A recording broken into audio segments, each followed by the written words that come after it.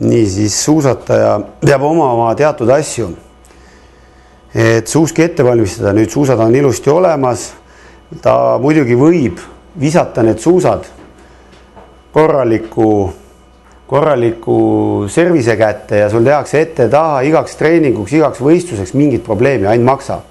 Aga üldjuhul saab kodus väga edukalt asju ajada täiesti maailmakarika tasemel, kui ostad mõned asjad endale.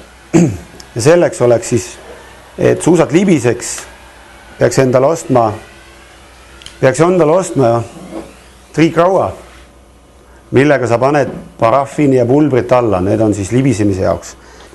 Põhimõtteliselt saaks ema käest sealt selle pesutriikimise raua võtta ja ka asja ära ajada, aga soovitaks ikka osta määrde triikraud, millega sa siis saad paraffini alla panna ja hiljem võib ka panna pidamismäärde krunti näiteks.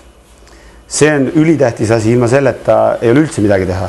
Järgmine on, millega paraffini alt ära võtta, sellepärast see tuleb alt ära võtta.